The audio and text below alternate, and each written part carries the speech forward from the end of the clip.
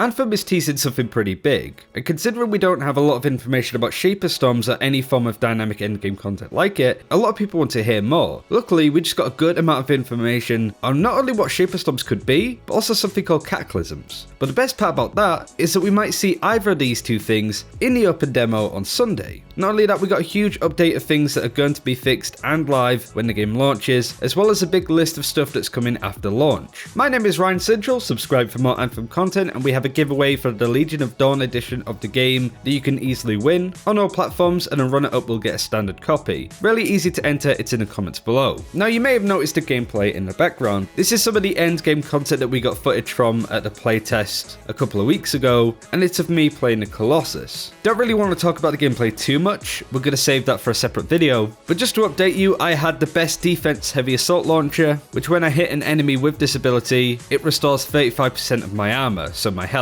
It's kind of like a heart strike for a Death Knight in World of Warcraft. I want to be doing damage with that ability because it basically acts as a heal. Really good if you want to play a tanky Colossus. Not to mention I had the Catalytic Overdrive, where detonated a combo increases my ability damage by 40% for 20 seconds. Again, really good build, and you can see how it sort of works out in the gameplay. But I did want to start talking about the Colossus because there is definitely a big shift between what I played here and the Colossus that I have in the open demo. It just doesn't feel very good for me. But I do want to say that I'm really struggling to get good use out of the Colossus. I seem to be dying a lot, and generally the whole suit feels underpowered. The reason why I wanted to mention that is because the devs have responded to this basically saying, yes, the Colossus is underpowered and there's a lot of stuff not working as it should do. Toxic Wasteland tweeted Mark Dara saying that the Colossus feels a bit underpowered, that they have the best mods, and they still managed to go down and die way faster than any other javelins. And Mark Dara just says yes it is, which is a huge relief. I don't really know what's up with the Colossus. It feels like a lot of the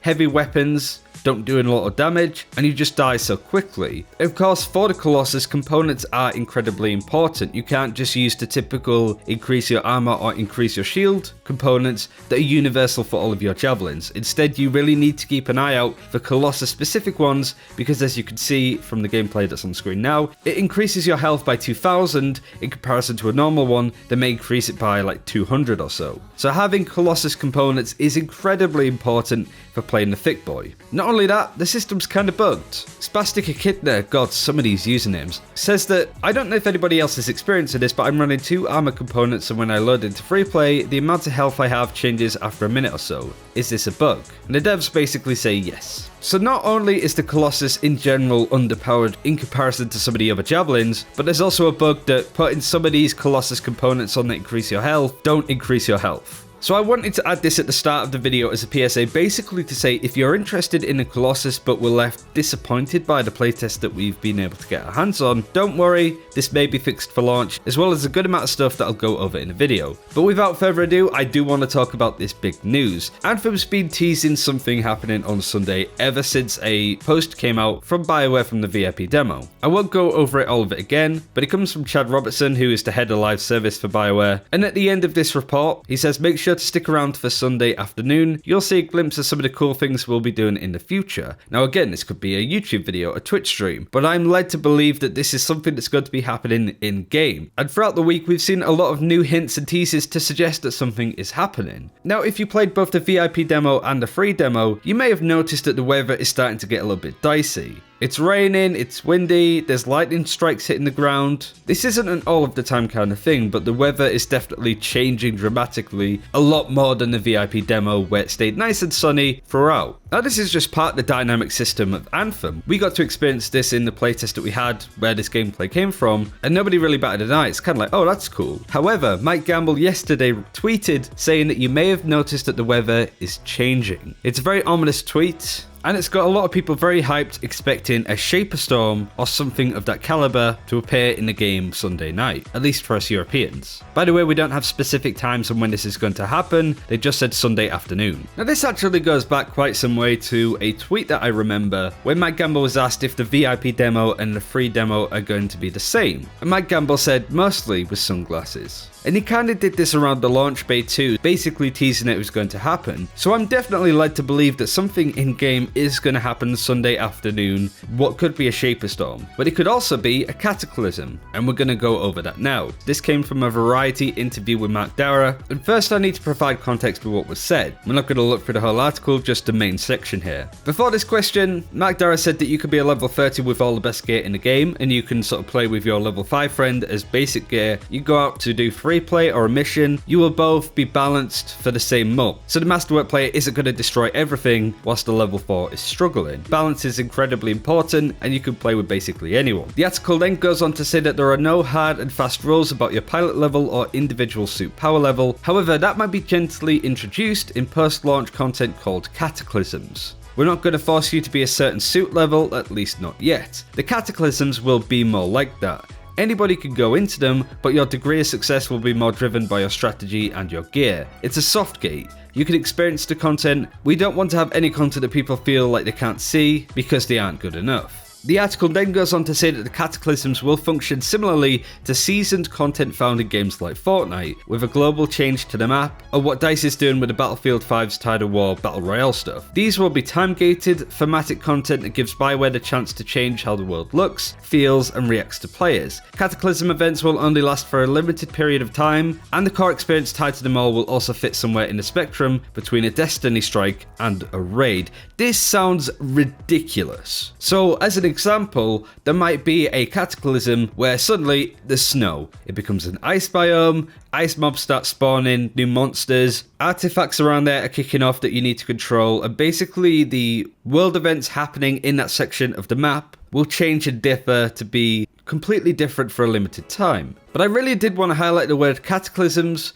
Anyone could go into them. So I do feel that these are going to be kind of like portals maybe that a player can go into, and it takes them to a different biome, a different place, kind of like invasion points again in World of Warcraft. In there might be bosses or specific things that you have to do, and that's where you can get good gear. And this certainly seems like something that could happen in game tomorrow in the open demo. But Ryan, I hear you ask, they just said it's meant to be endgame content, and that's true, it is. However, the stronghold that we play in the demo is also meant to be endgame only, so I think they will allow the exception here. Again, they said Sunday afternoon, so maybe something happens in free play, we go to it, there's loads more missions to do, a boss to kill, but really to highlight that these Cataclysms are between a Destiny strike and a raid, which is also how they've described strongholds in the past. So maybe these are very similar to strongholds. But Ben Irving has a lot to say about raid content too. A lot of it may apply to the Cataclysms that we went over, but also Shaper Storms. Granted, Shaper Storms and Cataclysms might be the exact same thing. We do not know at this point. But if they're separate and we have all of these different dynamic things going off at once, then that's certainly going to be interesting.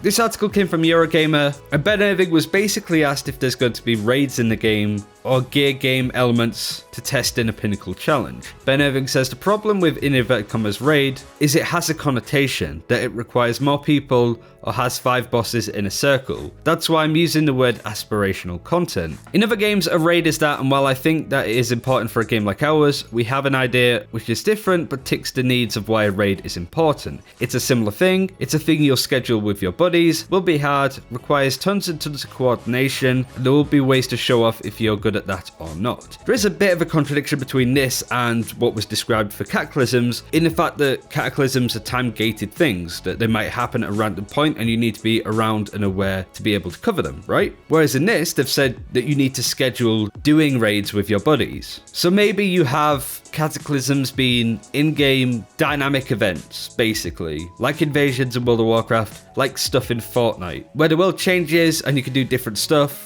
and unlock various things. Whereas a Shaper Storm could be very much like an endgame aspirational content thing that requires you to be good geared, group up with your friends, struggle through it, and requires tons and tons of coordination like Ben Irving said. But it is worth adding all of this content will be designed for 4 people, as everything is for Anthem. So there's a lot of stuff to sort of take in there. Not all of the questions have been answered, but I'm certainly excited to check out what's going to happen on Sunday. It could be a Cataclysm, it could be a Shaper Storm, it could be neither, it could be something completely different, but Bioware definitely hyping this up, you know what I mean? It's not that the community is taking this and running with it, it seems that Bioware are really leading people on to think there's something nothing is going to happen in game. Might be as amazing as the things that we highlighted, might be a massive boss grab it, who really knows at this point. But certainly some really interesting stuff there. Now I want to go over some updates on stuff that's basically going to be in the game for launch and stuff that's going to follow afterwards. Let's start with some information on the alliance system and guilds. These were all Reddit posts by Ben Irving in 3 separate entities. He was key to note that the alliance system and guilds are 2 separate entities. The alliance system is a way for you and your friends to be rewarded for playing the game. Anytime you complete an expedition, mission, contract, free play, stronghold, you earn experience. The experience also goes into your alliance system. Even better, the experience from the other people in your group also goes into the alliance system. At the end of every week, you are awarded coin based on how much experience was contributed to the alliance system. There are several tiers that you can work through each week, as well as a weekly cap, etc, etc. Guilds, what about those? The short answer is guilds will not be available at launch. Whilst we believe that the alliance system is a great way to encourage social interaction within Anthem, we also understand guilds play a critical role in helping players form organised groups with people of similar interests and playstyles. Our goal is to release guilds as soon after launch as we can. Details on timing will come as soon as we have our plans locked in. We want this to be awesome.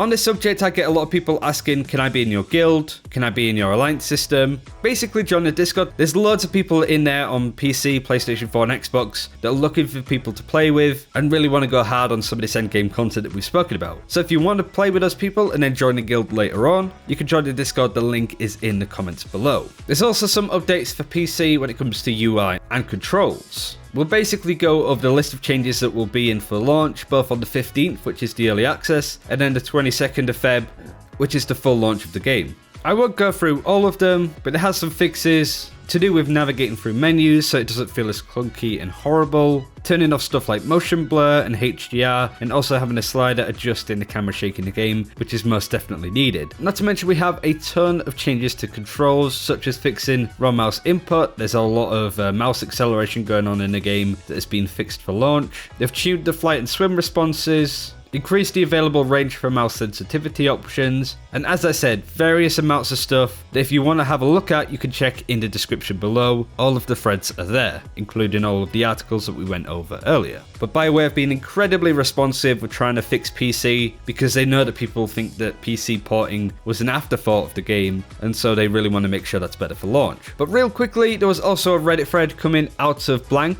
These are things that may come after launch. Some of these are maybes, some of these are yeses, some of these are likely no's. Photo mode is something that we'll see. Can we get into another player's suit? Not at launch. After character creation, can I go back and change the look? Not at launch. PvP? Not at launch. Probably not. I'm not too sure on that. Cross-platform is something that they're definitely looking at. Emblems for javelins, carrying progress between platforms, swapping different ultimates for javelins, alien weapons, XP gains after max level having rewards, waypoints, total values of stats, DPS meters, rerolling stats on gear, roadmap, which is definitely happening after launch, higher difficulties in Grandmaster 3 in the future, inspect player menu, more javelins, UI indication of carrying important items, thruster colors, javelin lights, elemental colors, 60 FPS on console, FOV sliders coming for console, teammate ultimate indicators, changing builds on the go in a mission, bows, new map content, new weather, more abilities, drop protection for RNG, and also the max pilot level increasing after launch. It also includes stuff like the companion app, gear set pieces, text chat, which is desperately needed for this game. That one they put the future is vast and full of many possibilities, so that's looking likely, because the game desperately needs text chat. Like, oh my god, please, that's the one thing that this game desperately needs. Gifting and trading, seasonal decorations during the holidays, steampunk stuff, PlayStation VR. That's just a list of stuff that may be coming after launch. Some of these looking more likely than others, such as PvP, which I honestly don't think we're going to see, considering that the community don't really want it as much. And that is everything that I wanted to go over today. Thank you very much for watching. A lot of stuff in here, didn't want to keep you for too long, but I wanted to put all of this nicely in a video to get you hyped up. Enjoy your time in the open demo. Hopefully I'll run into you there. I might be streaming around the time that this video goes live, so do check in the comments below. Thanks for watching, I'll see you then.